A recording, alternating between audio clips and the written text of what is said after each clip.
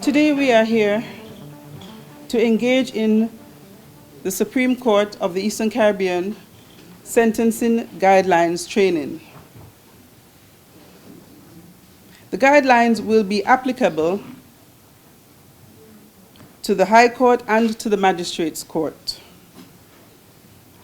And there will come a time in the British Virgin Islands when all sentences will be subject to these guidelines. In the British Virgin Islands, recently there has been much discussion about the appropriateness of particular sentences. I'm particularly happy to see that the media is here, because sometimes what invariably happens is that a sentence is passed in court, and you read social media, and you read in the newspapers, and you wonder if the media and the judge were in the same court. Sometimes what happens is that vital points in relation to the construction of the sentence are missing. And it is very important that the public and all other persons understand how sentences are now going to be constructed. It is hoped that after today, we will understand the aims of the guidelines, and that the guidelines are not to establish consistency in sentencing, but consistency in the approach to sentencing. And that is what the learned Chief Justice of the Eastern Caribbean has said. I would just quote from the learned Chief Justice. She has said, and I quote, "It is not intended that the guidelines will replace the discretion of the individual judge or magistrate in determining the appropriate sentence within the appropriate range," end of quote. Today we are happy to have Justice Morley, who is going to assist us in the sentencing guidelines training. I thank you. We will now have remarks from Mr. David Archer, Deputy Governor. Good morning. With the protocol being established with this august body, thank you for having me here this morning to give brief remarks, and I will be extremely brief. I'm not sure if you're allowed to smile in court, but that helps me a whole lot with what I'm going to say. Sometimes you're in an honorable place and persons have a particular look on their faces. So I want you to first congratulate yourselves for being here, because throughout the world, justice, as you know, is not served equally as we try to serve it within the territory of the BVI, but also Eastern Caribbean. We sometimes take for granted something such as simple as a trial or a fair trial is often practiced throughout the world, and that's not the case. So let me first start off by telling everyone present here, thank you very much for what you do, for how you serve, and how you ensure justice is dispensed throughout the entire territory. As I continue my brief remarks, let me also say the pride I have that we're here to discuss these guidelines. In a case, in the context where the world is still battling with fair trials, fair decisions, we are there, or the Eastern Caribbean Supreme Court dares to not just speak about justice in this forum, but to be able to have guidelines to guide us. That is actually remarkable. Again, and I'm not sure if you're allowed to clap in this environment, but that's remarkable. That's normally where I pause and say that's remarkable. Yes. You see, when we do things well and we do things common and we lead, we think that is actually the norm. But I'd like to conclude my remarks by saying I'm extremely happy to be here, to be a part of this, and thank you for the examples that you're presenting, not just for this region, but for the world. You know, right in our neighbors in America, there are questions regarding sentences and how they're equally dispensed. And this example will not just be an example for us in the Caribbean, but throughout the U.S. and the rest of the world. So thank you very much for having me be here, and continue to serve and ensure justice is served well throughout the territory. Thank you. Thank you, Mr. I understand that this is Sarah Washington. Potter Washington. Thank you. Good morning, all. Good morning. Protocol has already been established. I'm here to give brief remarks and respect on behalf of the Acting Attorney General. And I must start by saying welcome. You know, this seminar on sentencing guideline is to me, very timely. When you look at the climate in which we live in, especially on social media, you know that this is the time for it. And I would like to thank the organizers for putting this workshop, seminar on, because, as I said, it's very timely. It is hoped that with this seminar, sentencing would be achieved consistently. And this can only be achieved by the input that we all put in. You know the saying goes, you get out what you put in.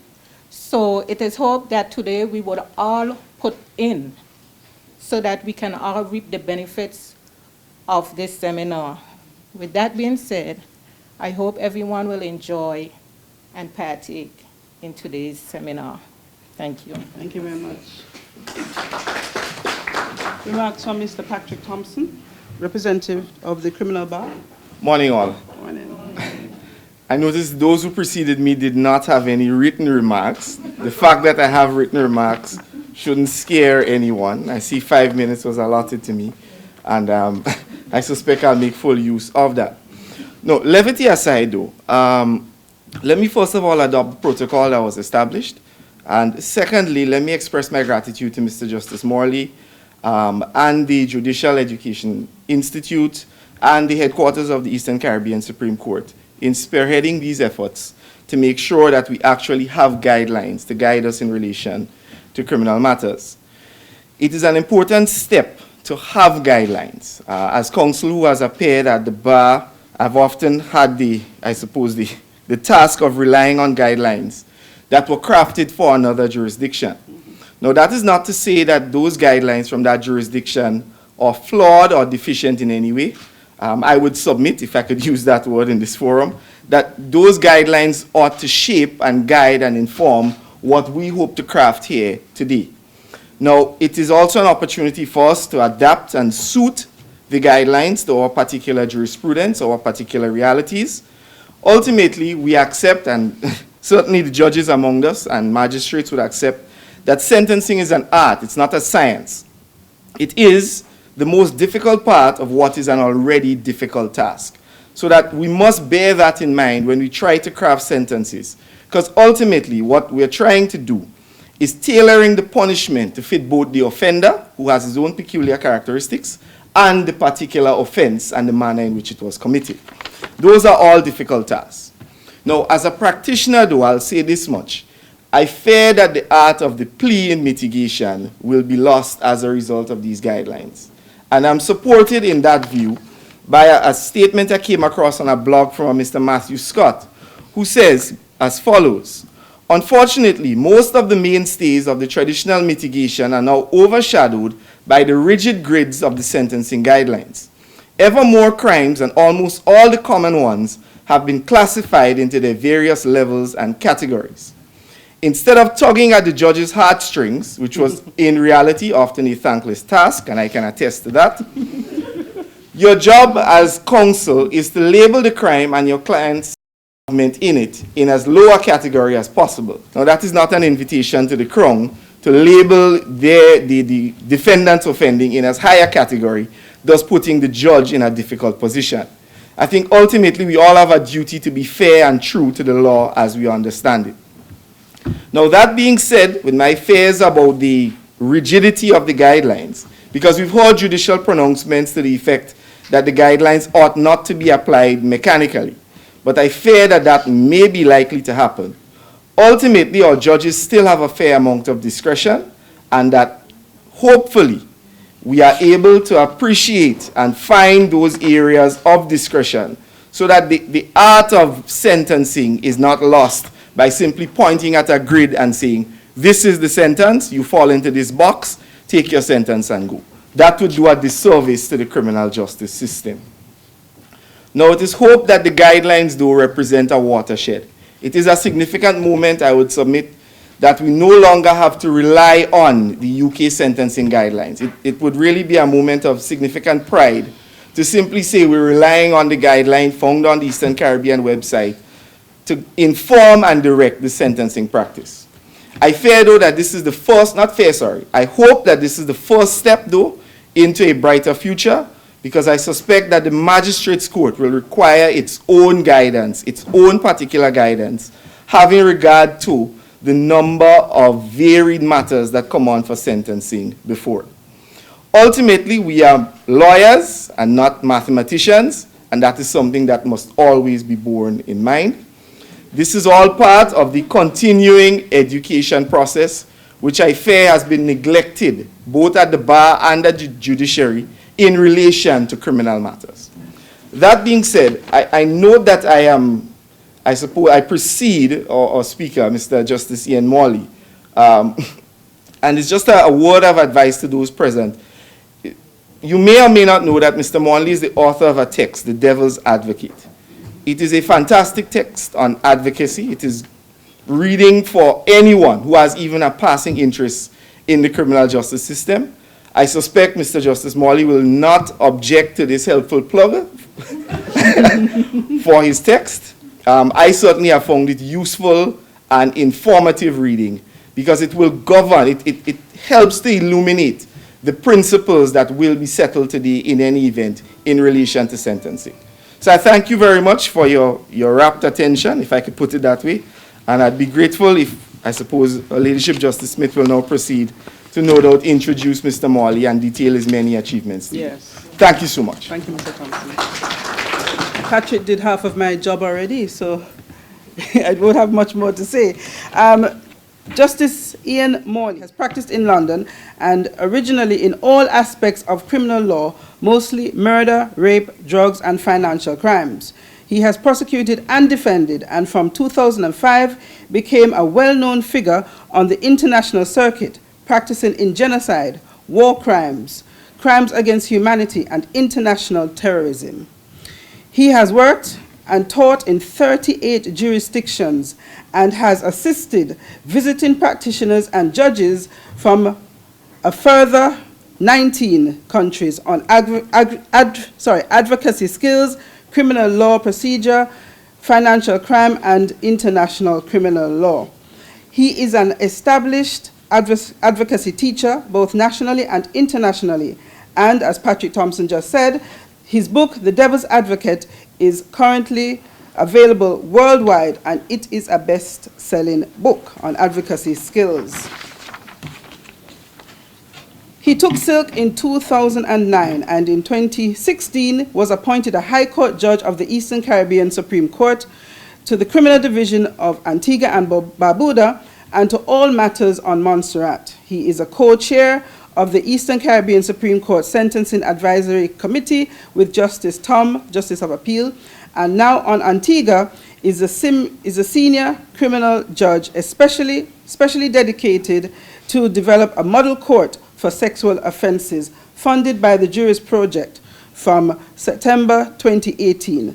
Following his membership of the CCJ Sexual Offenses Advisory Committee, where he was a primary editor of the model guidelines on sexual offense investigation and trials. He is also active each term in teaching ethics and advocacy skills to members of the bar on Antigua and Montserrat.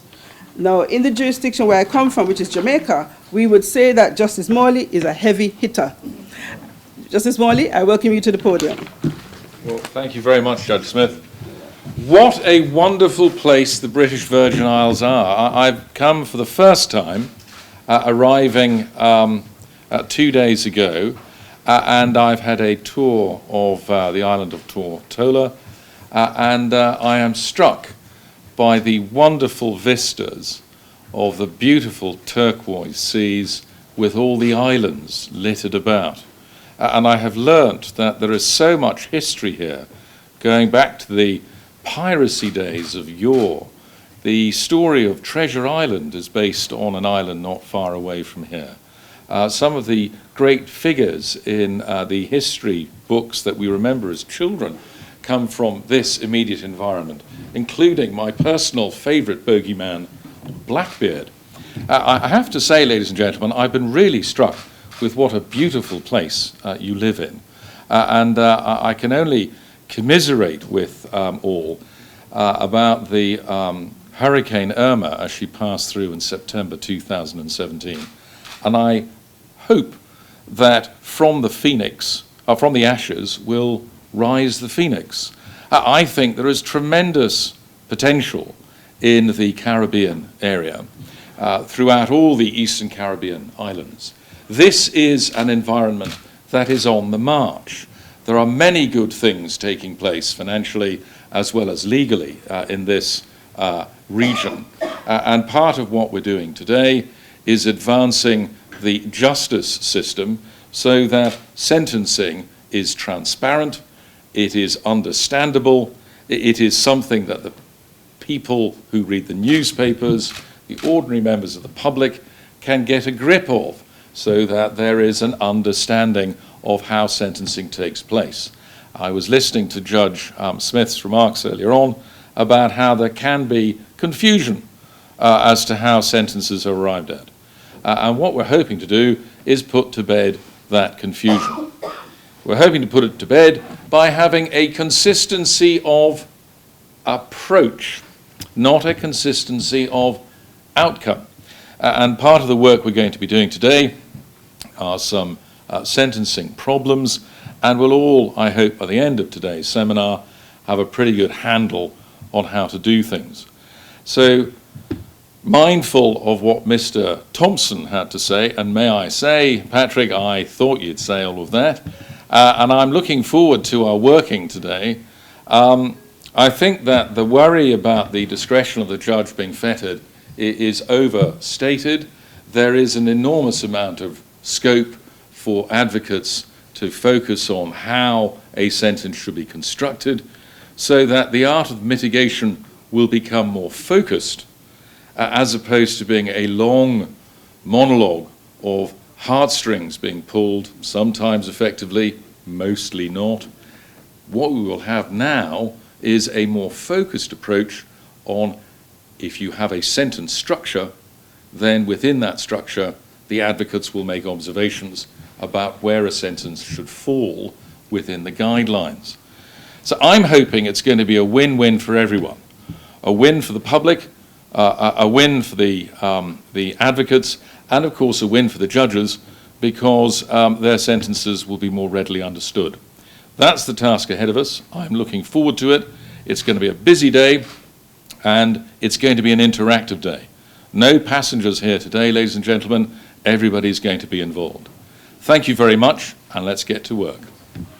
I now call on the Deputy Registrar, Ms. Sarah Benjamin, to give the vote of thanks. Good morning. I just would like to thank the Deputy Governor for being here and all the other individuals who came just for the ceremony, the judges. We want to thank you. We'll move on now to the major part of the reason for being here, which is a seminar. Thank you everyone for coming, and we appreciate it.